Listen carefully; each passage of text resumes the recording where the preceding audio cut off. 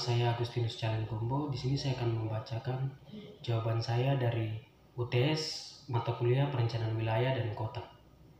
Soal nomor 1, jelaskan tujuan dan manfaat mempelajari mata kuliah Perencanaan Wilayah dan Kota.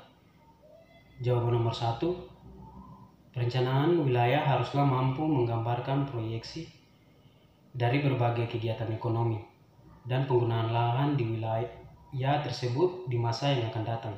Dengan demikian, sejak awal dari terlihat arah lokasi yang dipersiapkan untuk dibangun dan yang dijadikan sebagai wilayah penyangga. Juga dapat dihindari pemanfaatan lahan yang mestinya dilestarikan, seperti kawasan hutan lindung dan konversi alam. Hal ini berarti dari sejak awal dapat diantisipasi dampak positif dan negatif dari perubahan tersebut, dan dapat dipikirkan langkah-langkah yang akan ditempuh untuk mengurangi dampak negatif dan mengoptimalkan dampak positif.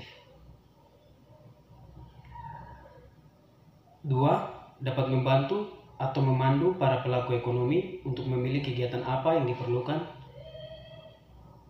dan diperkembangkan di masa yang akan datang, dan di mana lokasi kegiatan seperti itu masih diizinkan. Hal ini bisa mempercepat proses pembangunan karena investor mendapat kepastian hukum tentang lokasi usahanya dan menjamin keteraturan dan menjauhkan benturan kepentingan.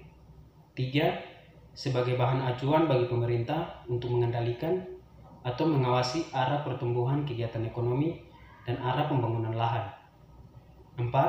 Sebagai landasan bagi rencana-rencana lainnya yang lebih sempit tetapi lebih detail, misalnya perencanaan sektoral dan perencanaan prasarana. 5. Lokasi itu sendiri dapat dipergunakan untuk berbagai kegiatan. Penetapan kegiatan tertentu pada lokasi tertentu haruslah memberi nilai tambah maksimal bagi seluruh masyarakat. Artinya dicapai suatu manfaat optimal dari lokasi tersebut. Penetapan lokasi harus menjamin keserasian spesial, keselarasan antar sektor, mengoptimalkan investor, terciptanya efisien dalam kehidupan, dan menjamin kelestarian lingkungan.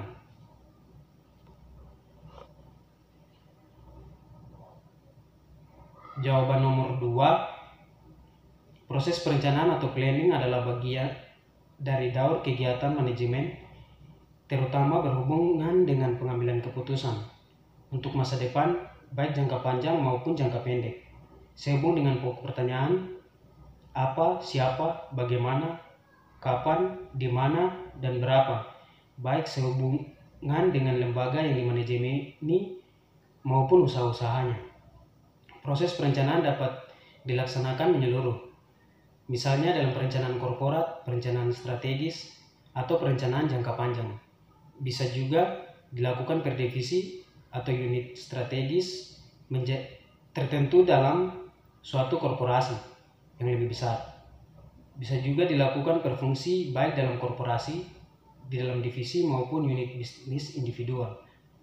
Misalnya rencana fungsi pemasaran, rencana fungsi keuangan, rencana fungsi produksi dan distribusi, dan rencana fungsi personalia.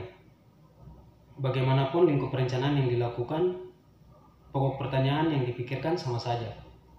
Apa, siapa, bagaimana, kapan, di mana, dan berapa. Perbedaannya menyangkut metode yang digunakan untuk menjawab pertanyaan-pertanyaan itu.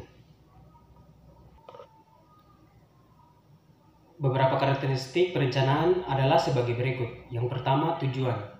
Perencanaan memiliki tujuan yang jelas dan spesifik.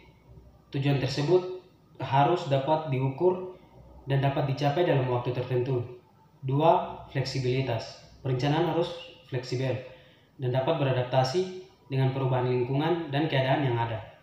Hal ini dilakukan agar perencanaan tetap relevan dan sesuai dengan kondisi aktual. Yang ketiga, integritas. Perencanaan harus melibatkan seluruh bagian atau departemen dalam suatu organisasi atau pemerintahan. Integritas ini bertujuan untuk mencapai tujuan secara efektif dan efisien. Yang berikutnya, berkelanjutan. Perencanaan harus mampu menjamin keberlanjutan suatu proyek atau program yang direncanakan. Hal ini dilakukan untuk mempertimbangkan aspek lingkungan, sosial, dan ekonomi. Yang berikutnya adalah realistis. Perencanaan harus realistis dan dapat dicapai dalam sumber daya yang tersedia. Tujuan yang terlalu ambisius dan tidak realistis dapat menyebabkan kegagalan dalam mencapai tujuan yang telah ditetapkan. Yang berikutnya adalah terukur. Perencanaan harus dapat diukur dan dievaluasi untuk mengetahui sejauh mana keberhasilan yang telah dicapai dalam mencapai tujuan yang telah ditetapkan. Yang berikutnya adalah kontinuitas. Perencanaan harus bersifat kontinu dan terus-menerus dilakukan. Hal ini bertujuan untuk memastikan bahwa tujuan yang telah ditetapkan dapat mencapai secara berkelanjutan. Yang terakhir adalah koordinasi. Perencanaan harus memperhatikan koordinasi antara berbagai departemen atau berbagai dalam organisasi atau pemerintahan. Koordinasi ini bertujuan untuk mencapai tujuan secara efisien dan efektif. Soal nomor 3, jelaskan jenis-jenis wilayah berdasarkan pandangan Glasson dan pandangan Hanafiya. Jawabannya, menurut Glasson menyatakan bahwa wilayah dapat dibedakan berdasarkan kondisinya atau berdasarkan fungsinya. Berdasarkan kondisinya, wilayah dapat dikelompokkan atas keseragaman isi atau homogeneity. Misalnya wilayah perkebunan, wilayah peternakan, wilayah industri, dan sebagainya.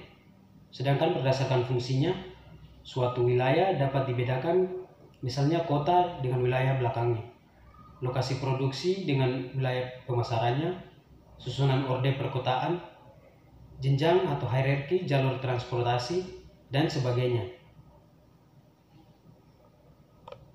Sedangkan menurut Hanafiya, wilayah dapat pula dibedakan atas konsep absolut dan konsep relatif.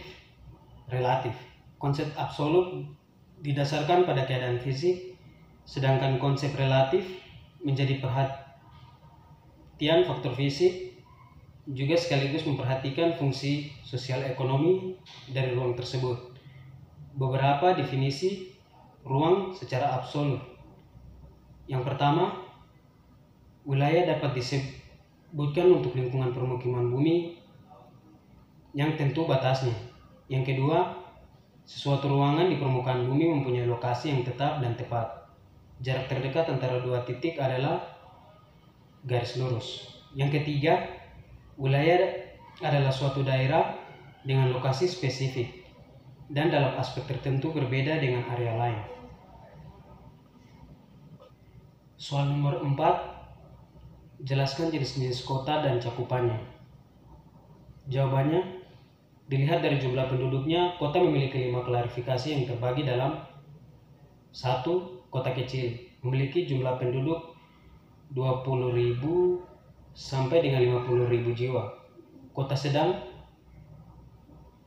memiliki jumlah penduduk 50.000 sampai 100 juta jiwa. Kota besar memiliki jumlah penduduk mulai dari 100.000 sampai dengan 1 juta jiwa. Kota metropolitan memiliki jumlah penduduk 1 sampai 5 juta jiwa. Kota megapolitan memiliki jumlah penduduk lebih dari 5 juta jiwa. Ciri-ciri kota mempunyai ciri-ciri terbagi dalam 2 kelompok, yaitu yang pertama fisik kota. Dilihat dari fisiknya, kota dikelompokkan menjadi beberapa, yakni memiliki daerah terbuka yang digunakan sebagai open space atau paru-paru dunia, memiliki gedung pemerintahan, memiliki perkantoran dan hiburan, memiliki sarana olahraga, memiliki alun-alun, memiliki lahan parkir, memiliki kompleks hunian untuk masyarakat ekonomi rendah, sedang, dan elit. Yang kedua, masyarakat kota memiliki beberapa jenis, yaitu hubungan sosial yang bersifat memiliki segresi keruangan, norma keagamaan tidak terlalu ketat, penduduk memiliki sikap individualisme serta egois. Masyarakat kota memiliki pandangan hidup lebih rasional jika dibandingkan masyarakat desa. Soal nomor 5, Jelaskan pendapat masing-masing terkait kota tempat Anda berdomisili berdasarkan teori perencanaan dunia. Jadi, jika mengacu pada istilah yang pertama, yaitu theory of planning, teori perencanaan dapat dimaknai sebagai ide atau gagasan yang menjelaskan tentang upaya untuk mencapai satu atau beberapa tujuan yang telah ditetapkan. Jadi kesimpulannya yang bisa saya ambil dari tempat atau kota saya berdomisili adalah perencanaannya sebagian merata pada wilayah perkotaan, mulai dari perekonomian, pembangunan konstruksi, dan pembangunan SDM yang mulai merata dari berbagai sisi. Meskipun masih terlihat banyak oknum-oknum nakal yang memakan uang rakyat demi memperkaya diri sendiri.